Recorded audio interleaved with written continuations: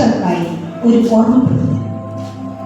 ന്യായാധിപന്മാർ ന്യായപാലനം നടത്തിയിരുന്ന കാലത്ത് ബേത്ലഹേമിൽ ക്ഷാമം വന്നപ്പോൾ ഏലിമലേക്കും ഭാര്യ നഹോമിയും മക്കളായ മഹ്ലോൻ, കില്യോൻ എന്നിവരെയും കൂട്ടി മോവാബ് ദേശത്ത് ചെന്ന് താമസമായി. അവിടെ വെച്ച് നഹോമിയുടെ ഭർത്താവ് മരിച്ചു. മക്കൾ മോവാബി സ്ത്രീകളായ റൂത്തിനെയും ഓർപ്പയെയും വിവാഹം കഴിച്ചു. കാലം കടന്നുപോയി. മഹ്ലോനും കില്യോനും മരണപ്പെട്ടു.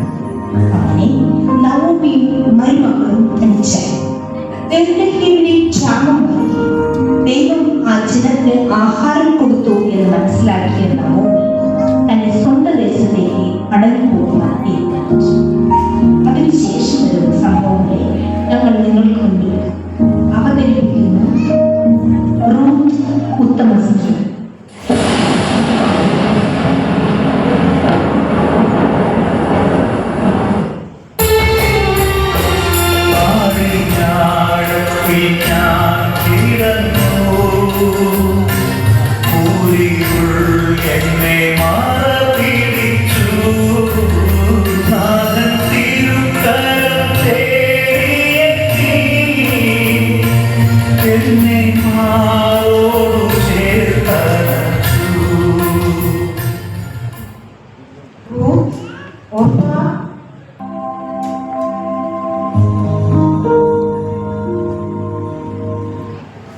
എന്റെ ഭർത്താവും നിങ്ങളുടെ ഭർത്താക്കന്മാരും മരണപ്പെട്ടു. ഞാൻ എൻ്റെ സ്വന്തം ദേശത്തേക്ക് മടങ്ങി പോവുകയാണ്.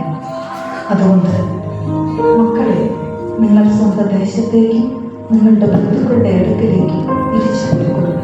ദൈവം നിങ്ങളോട് ദയ ചെയ്യുമാറാണ്. ഞങ്ങളും നിന്നോട് കൂടെ നിന്റെ ദേശത്തേക്കും നിന്റെ ജനത്തിന്റെ അടുക്കിലേക്കും വരും. നിങ്ങൾക്ക് ഭർത്താക്കന്മാരായിരിക്കാം, ഇനി എനിക്ക് മക്കളില്ലല്ലോ. എന്റെ മക്കളെ, നിങ്ങൾ തിരിച്ചു പോയിക്കൊള്ളു. അമ്മേ, ഇഷ്ടത്തോടെയെങ്കിലും നീ പറഞ്ഞതനുസരിച്ച് ഞാൻ പോകുന്നു. അനുഗ്രഹിക്കണമേ. ദൈവം എന്നെ സമൃദ്ധിയായി അനുഗ്രഹിക്കും. എന്റെ സഹോദരി അവളുടെ ആളുകളുടെ അടുക്കിലേക്കും സ്വഭവനത്തിലേക്കും പോയിരിക്കുന്നു. മകളെ, നീ നിന്റെ ഭവനത്തിലേക്ക് തിരിച്ചു പോയിക്കൊള്ളു. നിന്നെ വിട്ടു പിരിഞ്ഞു പോകുവാൻ എന്നോട് പറയരുതേ. നീ പോകുന്നിടത്തേക്ക് ഞാനും വരും. നീ പാർക്കുന്നിടത്ത് ഞാനും പാർക്കും.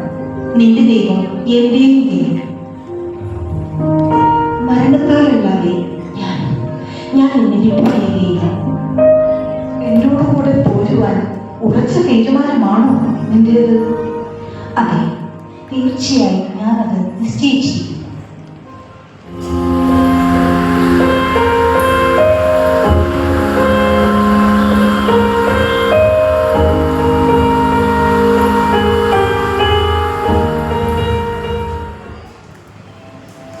അറിഞ്ഞോ, നഹോമിയും മകളും ഈ ദേശത്തേക്ക് തന്നെ തിരിച്ചു വന്നിട്ടുണ്ട്.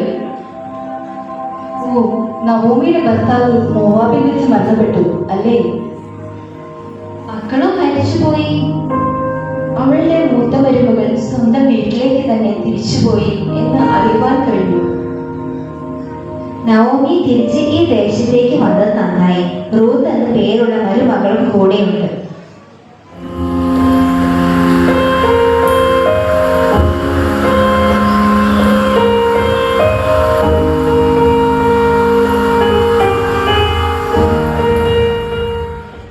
മകളെ റൂത്തേ, ഇതാ ഞാനിവിടെ. എന്റെ ഭർത്താവിന്റെ കുടുംബത്തിൽ മഹാധനികനായ ഒരുവനുണ്ട്. ബോവാസ് എന്നാണ് അയാളുടെ പേര്. ഒരുപാട് വയലുകളും നിലങ്ങളും കളപ്പുരകളും അയാൾക്കുണ്ട്. നമുക്ക് ഉപജീവനം നടത്തണ്ടേ? അതിന് മകളെ, നാളെ മുതൽ നീ ആ വയലിൽ പോയി കതിർ കൊടുക്കാമോ?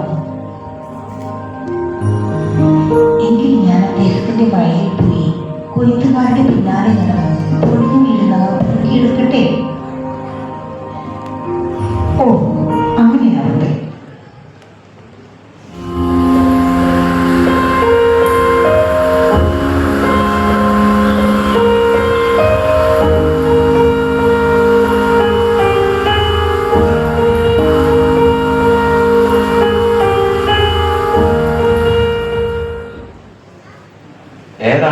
പോയി? നവോമിയുടെ മരുമകളത്രേ ഈ വഴിയിൽ കറ്റകളുടെ ഇടയിൽ നിന്ന് വീഴുന്നത് പറക്കിക്കൊള്ളട്ടെ എന്ന് എന്നോട് ചോദിച്ചു. ഞാൻ അത് സമ്മതിക്കുകയും ചെയ്തു. മകളെ, നീ ഇനി വേറൊരു വഴിയിൽ തീർക്കുവാൻ പോകേണ്ടതില്ല. ഇവിടെ വന്നാലും മതി. വേറെക്കാർ നിന്നെ ഒന്നും പറയുകയില്ല. ദാഹിക്കുമ്പോൾ കോരി വച്ചിരിക്കുന്ന വെള്ളം നിനക്ക് കുടിക്കുകയും ചെയ്യാം. എന്നെ കരുതുവാനും എന്നോട് കരുണ കാണിക്കുവാനും നിനക്ക് ദയ തോന്നിയത് എങ്ങനെ?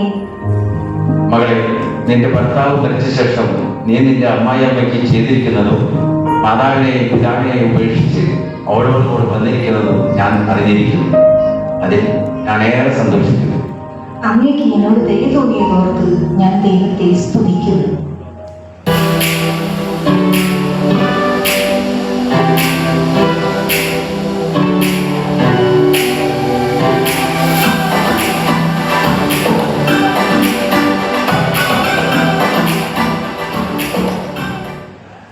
മകളെ, നീ ഇന്ന് എവിടെയാണ് കതിർ പൊറുക്കിയത്? ബോവാസിന്റെ വയലിലായിരുന്നു. ജീവനുള്ളവരോടും മരിച്ചവരോടും ദയ കാണിക്കുന്ന കർത്താവിന് അവൻ അനുഗ്രഹിക്കപ്പെട്ടു. ഇനിയും ബോവാസിന്റെ വയലിൽ തന്നെ പോയാൽ മതി. ഞാൻ നിനക്ക് ഉപായം പറഞ്ഞു തരാം. നീ നാളെ വയലിൽ പൊറുക്കാൻ പോകുമ്പോൾ അവൻ ഭക്ഷിച്ച് കഴിയുന്നത് വരെ നിന്നെ ആരും കാണാതെ നീക്കുക. ബോവാസ് നിദ്രയിലാകുമ്പോൾ അവന്റെ പാദത്തിന്മേലുള്ള പുതപ്പ് മാറ്റി അവിടെ ഇരിക്കുക. ശരി, നീ പറയുന്നതെല്ലാം ഞാൻ ചെയ്തു കൊള്ളാം. ബാക്കി കാര്യങ്ങളെല്ലാം അവൻ മുറ പോലെ നിനക്ക് പറഞ്ഞു തരും. ശരി, എങ്കിൽ ഞാൻ പോയി വരാം.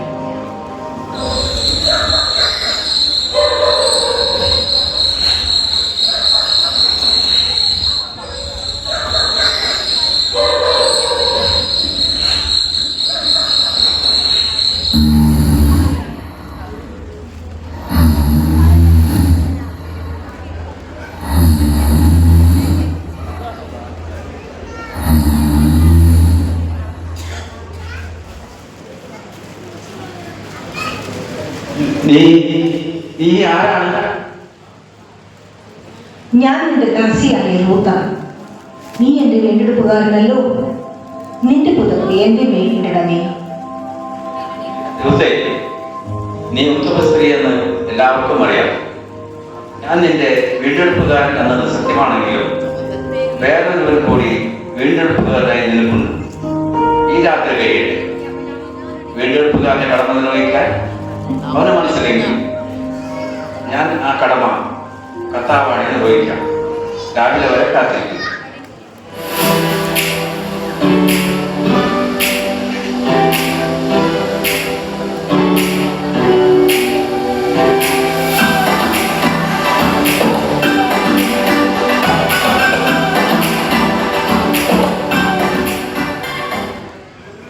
എന്താണ് നിന്റെ കയ്യിൽ? ഇത് 6 ടങ്കി യവമാണ്.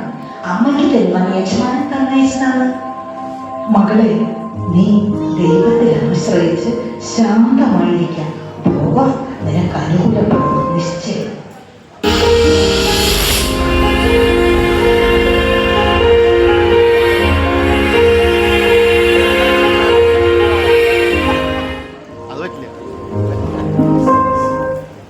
മകളെ, ഞാൻ ആ വീണ്ടെടുപ്പുകാരുമായി സംസാരിച്ചു. നവോമിയുടെ വയൽ വാങ്ങണമെന്നും അതോടൊപ്പം ൂത്തിനെ കൂടി വാങ്ങണമെന്നും അയാളോട് പറയുകയും ചെയ്തു. എന്നാൽ ൂത്തിനെ വാങ്ങുവാൻ അയാൾ സമ്മതമല്ലായിരുന്നു. അതിനാൽ നിന്നെ വീണ്ടെടുക്കുവാൻ ഞാൻ തയ്യാറാണ്. മഹ്ലോനും കില്യോനും ഉണ്ടായതെല്ലാം ഞാൻ വാങ്ങിയെന്നതിന് നിങ്ങൾ സാക്ഷി. മരിച്ചവന്റെ പേര് നിലനിർത്തേണ്ടതിന് അവന്റെ ഭാര്യയായ യൂത്തിനെ ഞാൻ വാങ്ങിയിരിക്കുന്നു. അതേ ബോവാസേ, നിന്റെ വഴിയിൽ വന്നിരിക്കുന്ന സ്ത്രീയെ ദൈവം റാഹേലിനെ പോലെയും ലേയെ പോലെയും ആക്കട്ടെ. അവരല്ലോ ഇസ്രായേൽ ഗൃഹം പണിതത്. അങ്ങനെ ബോവാസ് രൂത്തിനെ വിവാഹം കഴിച്ചു. അവർക്ക് ഒരു മകനുണ്ടായി. അവന് ഊബീദ് എന്ന് പേരിടുകയും ചെയ്തു. അവനത്തെ ദാവീദിന്റെ പിതാവായ ഇശായിയുടെ പിതാവ്.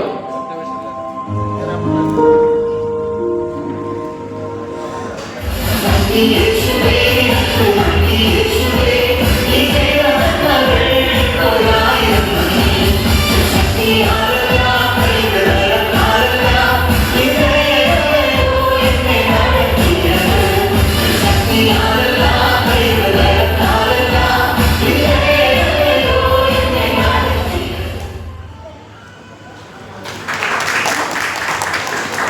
Thank you.